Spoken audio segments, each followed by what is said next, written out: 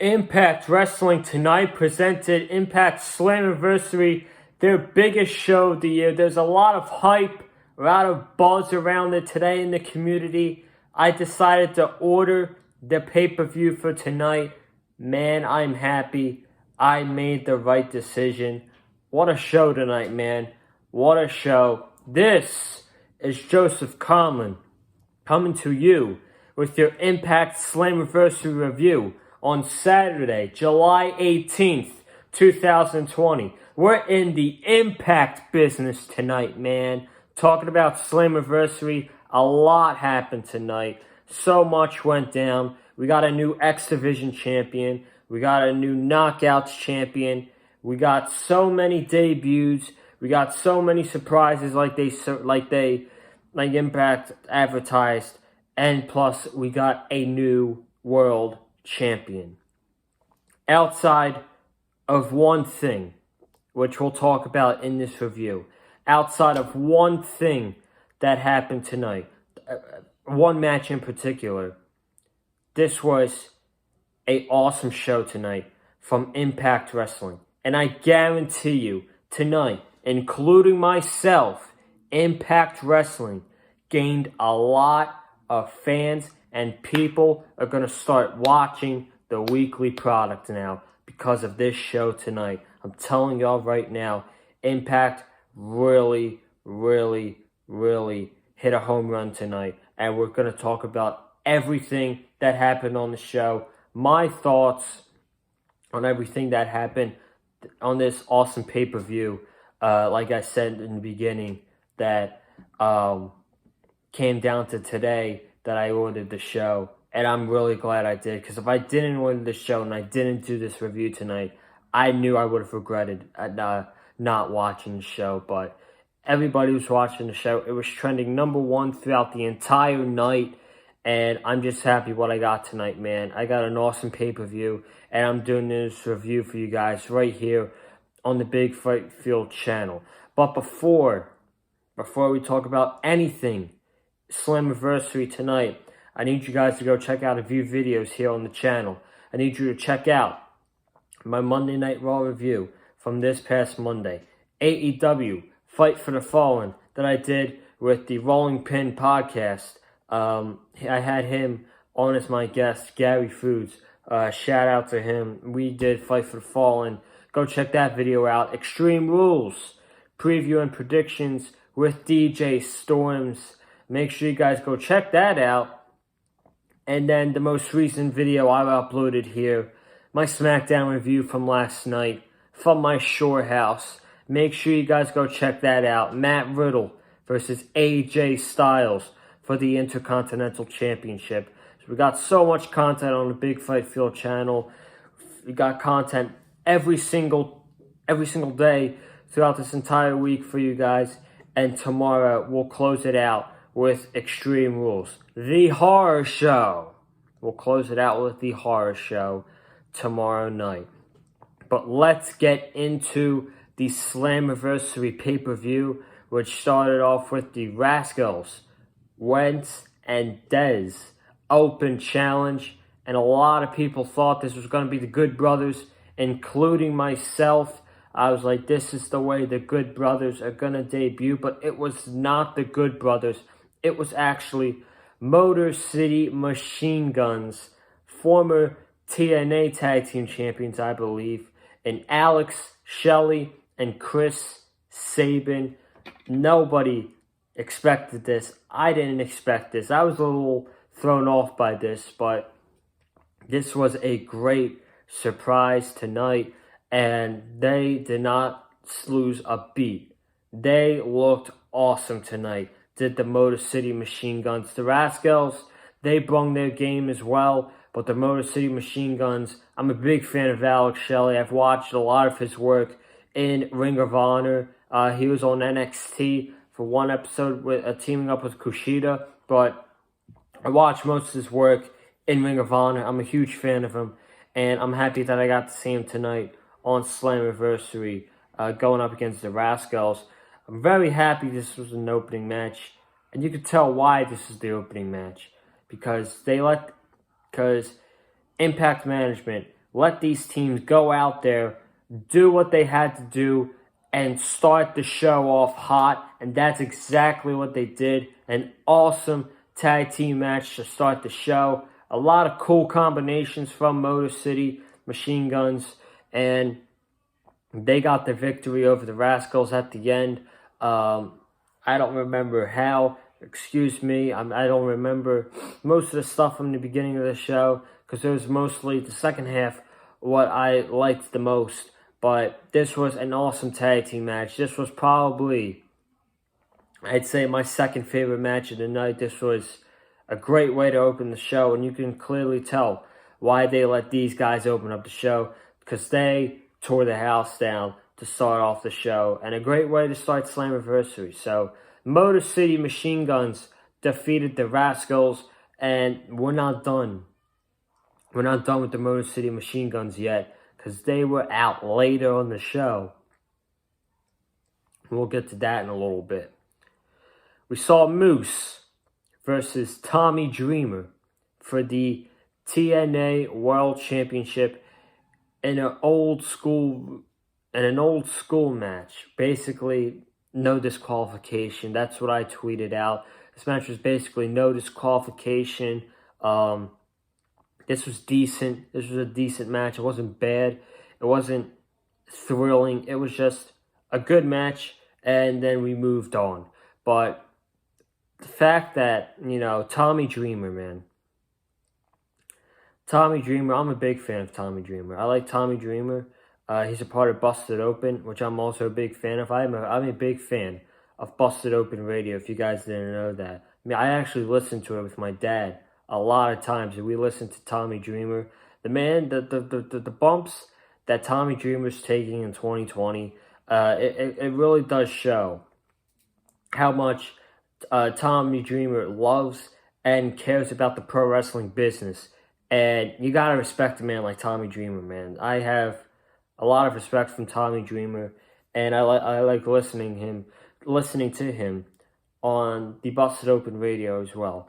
But this match with Moose, it was decent, nothing special, not bad at all. At the end, though, they used trash cans in the match, chairs. I think Moose got thrown into the steps. But at the end, Tommy Dreamer brought out a bag of thumbtacks, and Moose was about to shove Tommy Dreamer's face into thumbtacks, and he had his eye wide open. And this gave me vibes to what we could see tomorrow for the Seth Rollins Rey Mysterio eye for an eye match. I'm like, this could be something very similar to tomorrow. Instead, Moose isn't ripping Tommy Dreamer's eye out.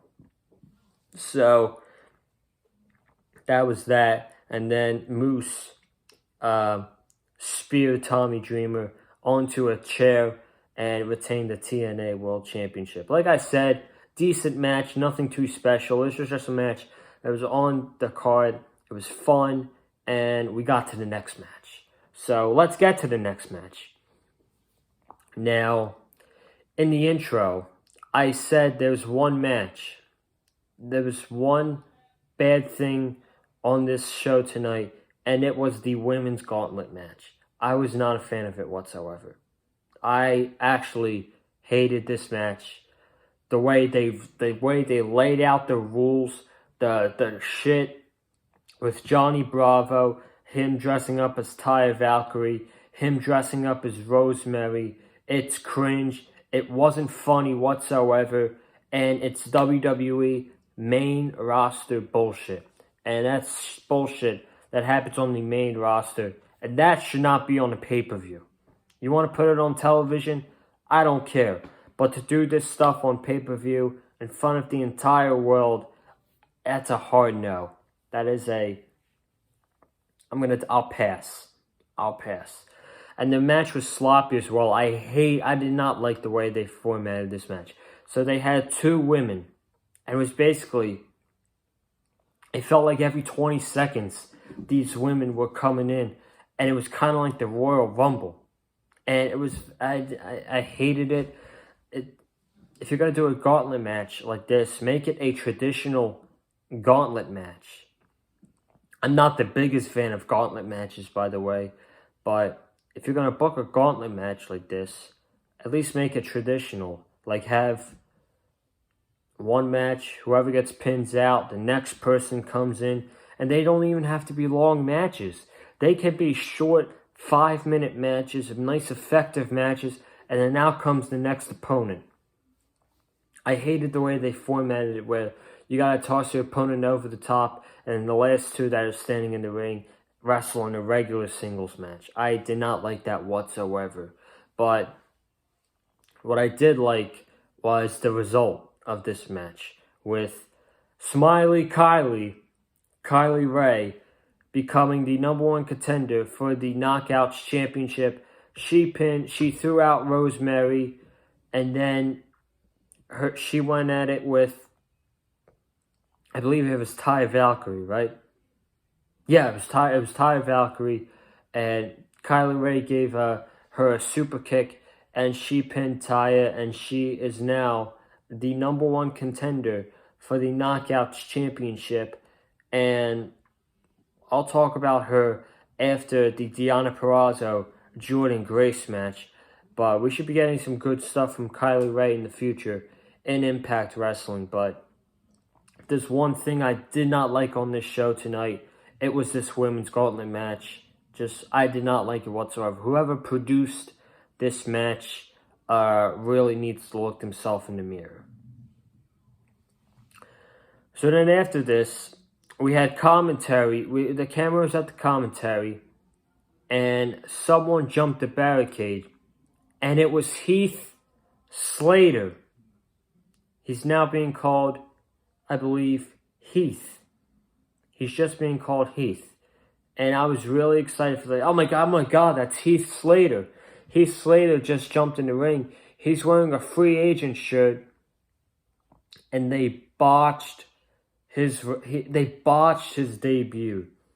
I could not hear a single word that Heath Slater said on the microphone. I don't know what was wrong with it, but he came off blurry, and you could not hear a word from Heath Slater whatsoever, and I hated it. But at least we got the reunion backstage with Heath and Rhino. They hugged it out. And then Scott D'Amore came over and said this was great and all, but Heath, with social distancing guidelines, and just this is a closed set, you got to leave, and because you're not under Impact contract. So they're doing the same angle. I believe they're doing the same angle that WWE did in 2016. Where Heath Slater's a free agent, and then Heath Slater finally got his way to SmackDown with the SmackDown Tag Team Championships with Rhino. I think it's going to be something very similar to that, and we're going to get Heath and Rhino as a tag team in Impact Wrestling. You gotta love it, man. I love the reunion of Heath Slater and Rhino. It's you know something. Before we get to the X Division Championship match, we had a couple debuts tonight. Ex-WWE. Heath Slater, Eric Young, the Good Brothers, Gallows, and Carl Anderson. It's amazing how they're treated in WWE as a joke. And they're losers, and they're booked like jobbers, and they come to other wrestling promotions like Impact Wrestling. And they're making a gigantic they're making a huge impact. They're creating a buzz. Heath Slater was trending on social media tonight. That's how you know Heath Slater is creating a buzz. Heath Slater, I believe, was trending in the top 10 on social media tonight. So he's going to get himself over very quickly in Impact Wrestling, in my opinion. But let's move on. The X Division Championship match between challenger Chris Bay and the champion, Willie Mack. I'm just going to say this right now before I talk about the actual match. Willie Mack is unbelievable, man. I was so impressed from Willie Mack tonight. He gets some, it might just be me. I don't know about you guys, but Willie Mack gives me a vibe of Keith Lee. He's kind of the same size as Keith Lee. He's not bigger than Keith Lee. He moves like Keith Lee, though. He's athletic like Keith Lee. He just comes off. He's got the same style as Keith Lee. And just imagine one day we get a match between Willie Mack and Keith Lee and how they would tear the house down. That I would take my money. You want to give me Willie Mack versus Keith Lee? Take my money, bro. But tonight, Willie lost the Impact X Division Championship to Chris Bay. But this was a really good match.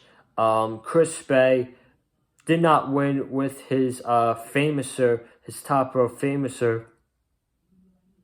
I believe I don't remember, again, I don't remember everything on the show. I don't remember what he won with, but I was very shocked that Chris Bay won this match. He just got to Impact Wrestling about 3 months ago. They put him in this match with Willie Mack for the X Division Championship. I'm like, okay, it's probably going to be a good showcase for Chris Bay. And he'll have a good match with Willie Mack. He'll lose, then he'll build himself back up, and then he'll probably get another shot. But no, Chris Bay actually won tonight against Willie Mack. He's the brand new X Division champion, and I'm excited to see what we're going to see from Chris Bay. He's another one that I was very impressed by. Not too familiar with his work, but I'm excited to see what he has to offer in the future as the Impact X Division champion. So this match was really good. I really liked it. Praise Willie Mack. He's underrated, and I believe we're going to see Willie Mack in the Impact World Championship picture after tonight, losing the X Division Championship to Chris Bay. We had the Impact Tag Team Championships with challengers Ken Shamrock and Sami Callihan versus the North, Josh Alexander and Ethan Page. This match was great. This was a really great tag team match with a great story. The North dividing the ring the entire time, keeping Sami away from Shamrock, Shamrock away from Sami.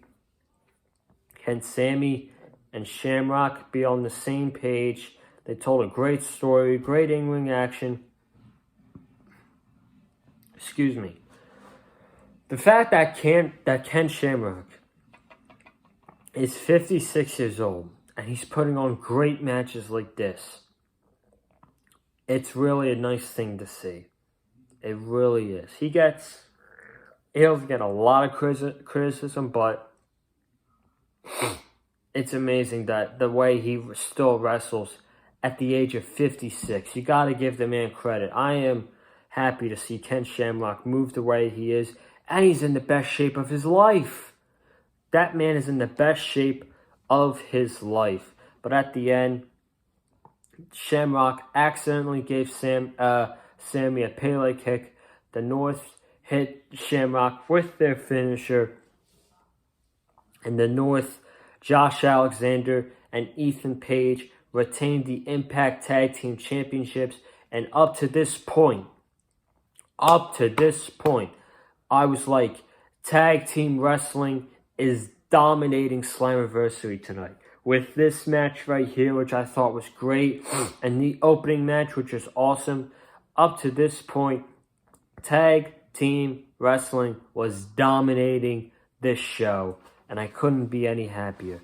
The North then got on the microphone And they said, this time last year, we won the Impact Tag Team Champions. And when we said we were going to be the Impact Tag Team Champions for a while, people backstage took it as a joke. And look at us now. Who is the ones laughing? So 1 year, they've been the Tag Team Champions. And the Motor City Machine Guns come out and they said it appears this Tuesday they have a match against the North for the Impact Tag Team Championships. I cannot wait for that match. I might have to tune in on Tuesday night just to see that match. That's going to be a great match for the Tag Team Championships. I don't really watch a lot of Impact. I'm going to watch a lot of Impact in the future. But if you guys want, man, the North are really good at what they do. They're a great tag team. They're a old school tag team. They remind me of FTR as a little sense. But these two are easily a top 5 tag team in the world, in my opinion. So they're put on a great performance tonight. I'm glad that Sami Callihan and Ken Shamrock didn't win. They're a makeshift tag team, and I absolutely hate when makeshift tag teams win tag team championships unless you're going to do a long-term story like kind of AEW is right now with Kenny Omega and Adam Hangman Page, getting them in with the Young Bucks and FTR storyline. Unless you're going to have a long-term thing for a makeshift tag team, what's the point of making them champions? So I'm glad that Sami and Ken Shamrock didn't win the tag team champions tonight. But this was a great tag team match that I really enjoyed. Impact Knockouts Championship. The challenger, Deonna Purrazzo versus Jordynne Grace. And these women put on a really good match with a great story. I thought the story of this match was absolutely awesome. Everything Deonna Purrazzo tried to do, she wanted to go after the left arm of Jordynne Grace that entire match just to set up for her armbar finisher, and she looked really damn good tonight. So did Jordynne Grace. Jordynne Grace looked solid, but man, Deonna Purrazzo looked great tonight, and I was impressed watching Deonna Purrazzo, as well as my father was. But there was a couple of times where Jordynne couldn't put away Deonna, and Deonna just kept kicking out and kicking out and kicking out. And then at the end, Deonna put in a double armbar position, or arm lock, whatever, and Jordynne Grace said, I quit, I quit. So, Deonna Purrazzo is the new Knockouts champion, and this says a lot of things. This says a lot of things. Number one, NXT dropped the ball on this woman.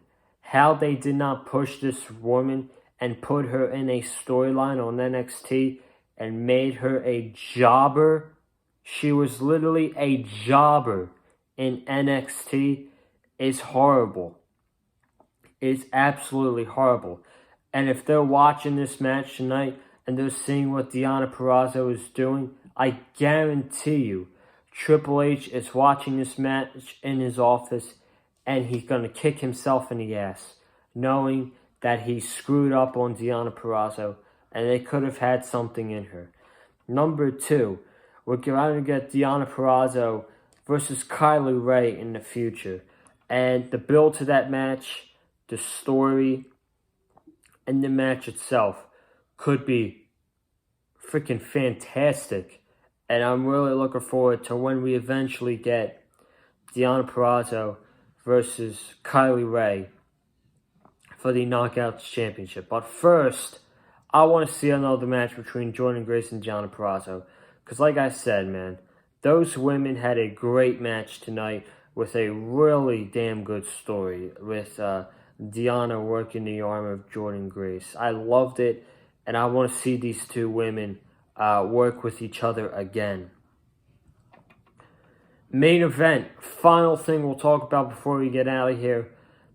The main event for the vacant Impact Wrestling World Championship. We had Trey versus Ace Austin versus Eddie Edwards versus a mystery man. The mystery man came out, and it was Rich Swann. And I was like, are they really going to give us... I like Rich Swann, don't get me wrong. But I was like, number one, is Rich Swann a former Impact Wrestling World Champion? As I didn't think so. And two, I was like, are they really just going to settle on Rich Swann? He's on the roster regularly. But then, we didn't just get Rich Swann.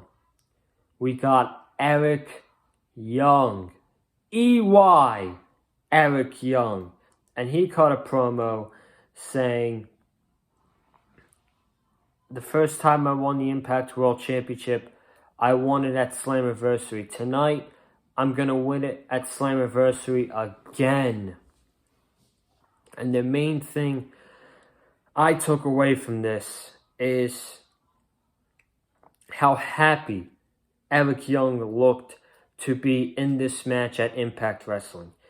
Eric Young, okay? Before I talk about the match, Eric Young went from being an enhancement talent. He was literally treated as an enhancement talent by the WWE. A joke. He was treated like an enhancement talent. He gets released, and the WWE, he's treated as a joke. He shows up to Impact Wrestling. He's competing in the main event of Impact's biggest show of the year for the World Championship. That says a lot, man. That really says a lot to you. And I couldn't be any happier for Eric Young to be in this spot. He looked really happy to be in this match. But first, Eric Young eliminated Trey, and then Eric Young was actually busted open over his right eye. And then there's a really cool spot where Eric Young powerbombed Rich Swann into Ace Austin and Eddie Edwards, who were on the top turnbuckle, and they both fell through the table on the outside. Now Rich Swann was playing dead as Eric Young went for his pile driver. Excuse me. Rich Swann fell once. He fell again. He rolled up Eric Young, and Rich Swann eliminated Eric Young. Eric Young was absolutely possessed here. He lost it. He went after Rich Swann. Rich Swann is just getting back from knee injury. He took a steel chair, put it on Rich Swann's right knee, and he was stomping away on Rich Swann's right knee. Storyline injury, and I'm guessing we're going to get a feud between Rich Swann and Eric Young. But then Ace Austin, he eliminates Rich Swann. And this is where the match got awesome. This was my favorite match of the night, by the way. With the way Eric Young looked at this match, the way he was possessed, taking out Rich Swann. I loved every second of what Eric Young did tonight. And then this final exchange between Ace Austin and Eddie Edwards was incredible, man. It was absolutely incredible. Eddie Edwards hit not one, but two Boston T-kicks, and Ace Austin kicked out at both. Ace Austin then hit, I believe, a cutter, and Eddie Edwards kicked out. And then Ace Austin went to the top, missed a 450.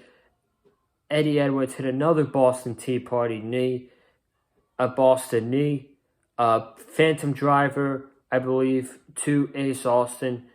And Eddie Edwards is the new Impact Wrestling World Champion. And I couldn't be any happier for Eddie Edwards.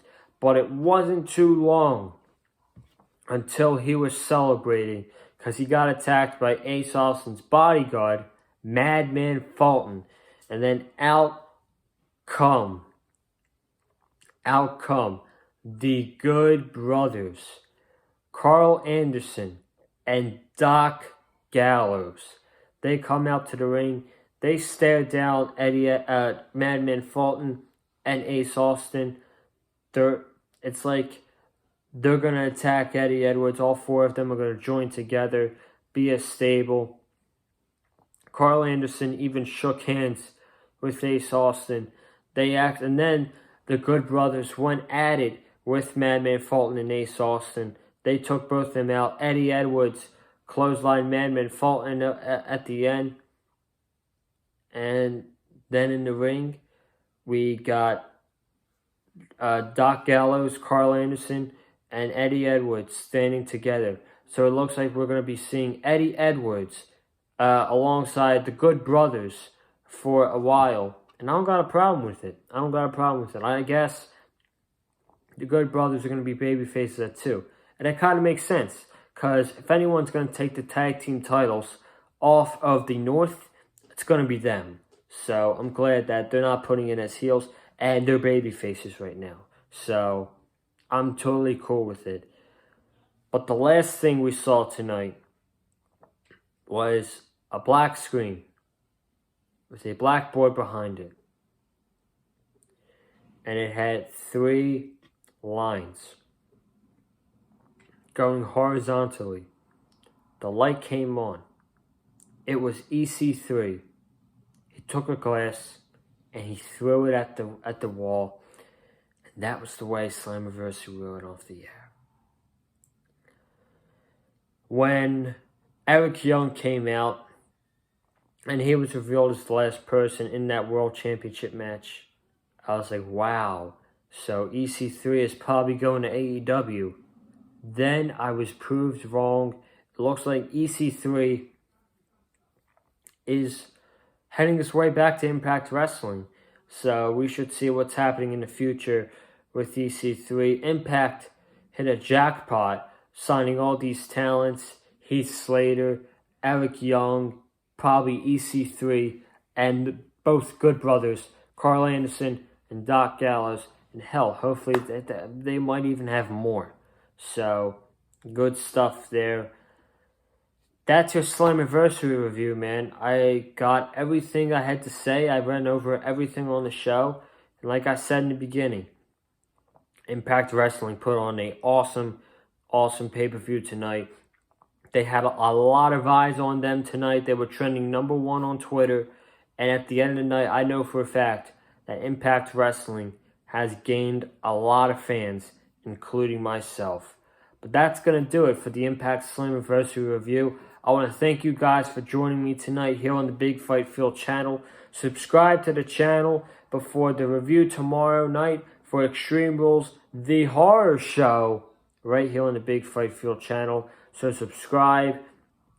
Comment down below what you thought of tonight's Slammiversary. Like I said, I thought it was an awesome show, and Impact Wrestling gained a lot of fans tonight for sure. Like this video if you enjoyed me talking about Slammiversary tonight. Follow me on Twitter, @Conlon_Joseph. And I'm going to get out of here. I will see you guys right back here tomorrow night for your Extreme Rules, the horror show review, right here on the Big Fight Field channel. Have a good night. Stay safe, guys.